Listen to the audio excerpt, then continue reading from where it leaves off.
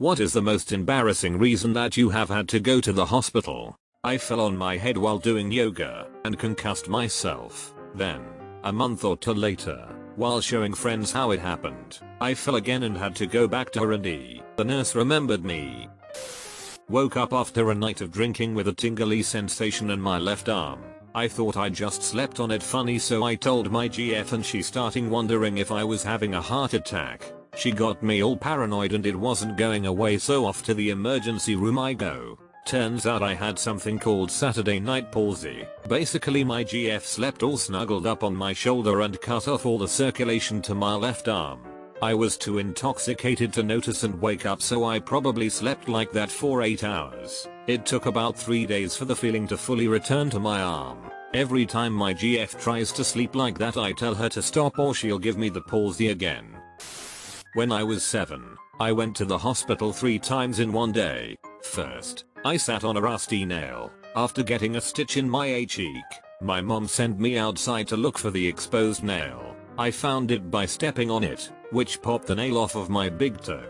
Finally, after my dad got home and my parents were good and drunk, he handed me a hammer and told me bend the nail back into the board. Sandbox frame falling apart. On the first swing I hit myself in the back of the head with the teeth, sending me back for a couple more stitches. Not too long after, Dice put me into a foster home.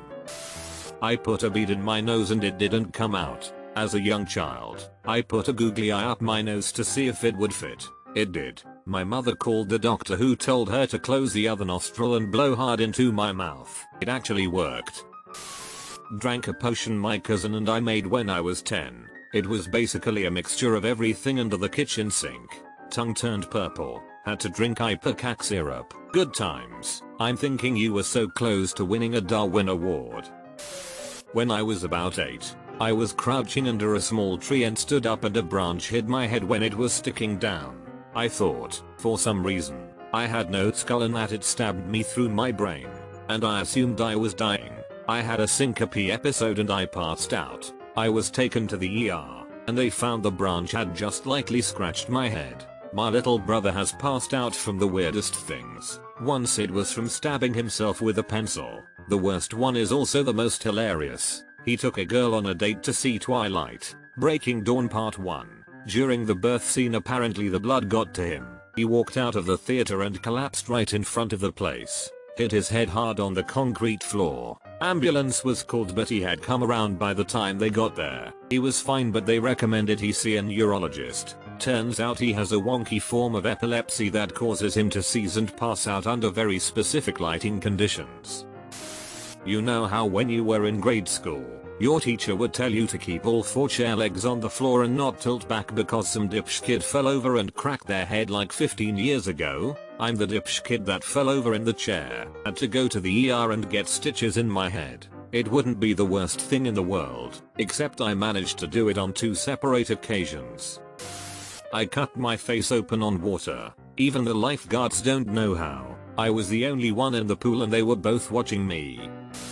I went to fraternity formal as my friend's date at a really nice restaurant and I choked on a piece of prime rib. Couldn't talk or breathe kind of choke.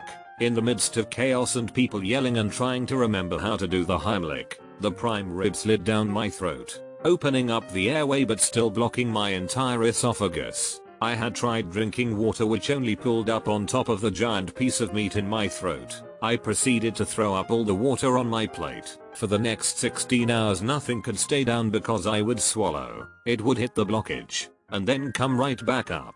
Finally I went to the ER because I was getting super dehydrated. After numerous attempts to try and dissolve the meat in my throat with nasty tasting Alka-Seltzer type stuff, they had to put me under to do an endoscopy and scoop it out. I barely knew anyone at that formal but I made a lasting impression. To this day people will tell me to take small bites and chew my steak. When I was 12, I accidentally sat on one of my testicles and lodged it up in my body. Turns out my testes got twisted up and had to have surgery to put them back in place. Lied to all of my friends about what happened when I got back to school. I scratched my balls so hard it got wounded and then infected. Could only walk like a crab, with legs wide open, for 2 weeks. Had to go to the hospital that way. In the 7th grade, I was upset at RuneScape and kicked my wall. I ended up breaking my toe. One day I drank 5 liters of Coca-Cola in 2 or 3 hours while playing video game. Oh god, the pain. I cannot describe the pain, but it hurt so much. Spent the night at the hospital. Don't do this. Don't ever effing do this. When I was 4 I ate a watermelon seed and freaked out. Told my mom that I was dying, but didn't tell her why. She rushed me to the hospital and finally told the doctor that my gut was going to explode. Doctor never laughed so hard in his life. I am a pretty excitable person and I tend to get really into music. So one day, my 22-year-old male self was getting ready for work and listening to an awesome song on my new sound system in my apartment living room. I was pretty absent-minded and I had left an empty glass of water on the floor instead of the coffee table. I was buttoning up my shirt, dancing to the music, and I decided to say yeah as I jumped over the back of the couch, landing on the glass, shattering it in 2 pieces, many of which went into my foot. Dr. So what happened? I jumped over my couch and landed barefoot onto a glass cup. Avoid eye contact. Oh my. 2 years ago, my girlfriend got an exercise ball for Christmas. After New Year's, we got home. We spent the holidays with our families, and one evening I tested the exercise ball. Well, it's a fun, squishy thing that proved me that my core really needs some workout. Well, the next day, I got tremendous chest pain. I thought I was going to die. It hurt really bad and I couldn't find anything that could help it. I was barely able to breathe, as the slightest change of displacement in my lungs hurt like a mofo. I called ER and told the symptoms, and they told me to come there. It was a Saturday evening, about 7 PM. My girlfriend got behind the wheel and we left to the hospital. After driving for a minute or so, the pain ended as suddenly as it had started. I was a bit confused, but decided to go and get it checked anyway. So, after spending about 5 hours waiting, I got checked. They found nothing.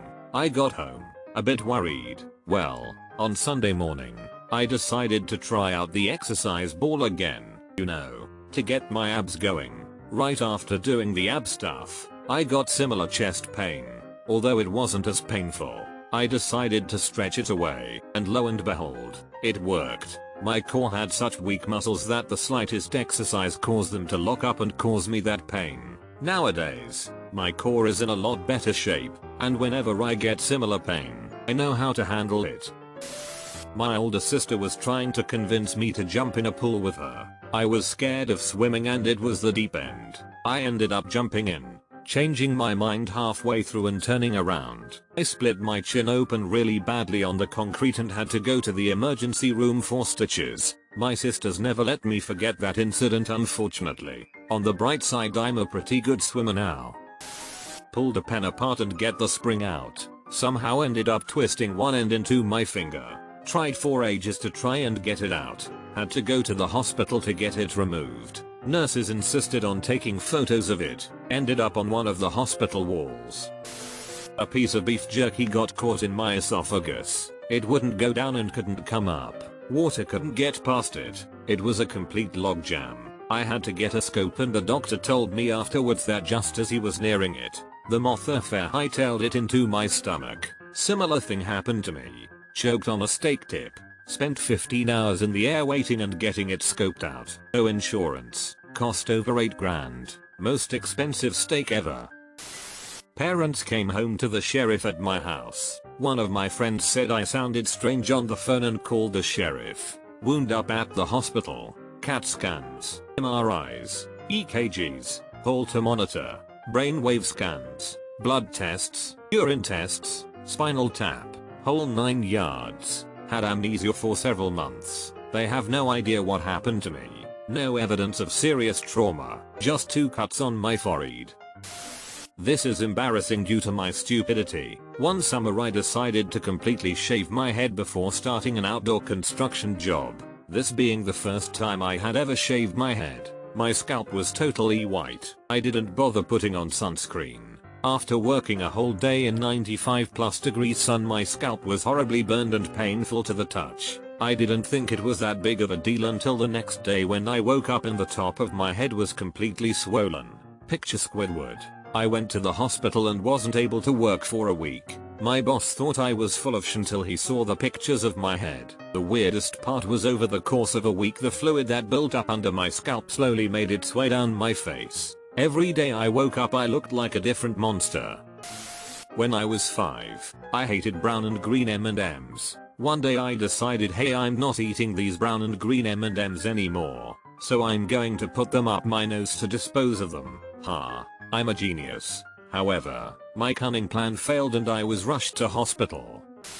Not me but my little brother. For not having a major illness the kid steady lived at the hospital. I will try to remember as many as I can since it was 20 plus years ago that these happened. He woke up early one day and wanted a bagel, so got the frozen bagel and a knife. He cut through the bagel into the webbing between his thumb and finger. He found a piece of broken PVC in our alley and was playing like a leapfrog thing where he would post the PVC in the ground and jump over it. One time he did not make it and stabbed his inner thigh inches from his private parts. We had a charcoal starter. It was basically like the coil of your stovetop except it was just one loop with a wooden handle. You put it in the grill, pour charcoal over it and plug it in. After the charcoal was lit my dad would throw it in the grass to cool down in a part of the yard where nobody went. Cue my brother and 2nd degree burns on the bottom of his foot. The best worst depending on your view. He was playing with a neighbor who had some mental issues. I'm guessing Asperger's or something, but we didn't have a word for it back then. In a hoe neighbor sees a bird's nest in his tree and asks my brother if he can get it down. My brother climbs the tree, grabs the nest and has a whole colony of ants or termites. He didn't really get a good look. Pour out onto his face and in his eyes. He freaked, swatted at his face and fell headfirst out of the tree, breaking both arms. I wiped his A for a few weeks after that until the casts were cut down to below the elbow. This is all I can remember now, but it was not uncommon to come home from playing, see my house covered in bloody rags and nobody home. But wait, there's more. My sister was riding a bike in the house, crashed into the open stove door as my mom was removing something she was cooking and endoed the bike, searing her forehead on the door. I slipped off my mom's back during a piggyback ride and broke my leg. I also pulled a pot of boiling water off the stove when her back was turned, gaining some nice 2nd and 3rd degree burns all over my chest and arms. I was 4. No wonder my parents divorced.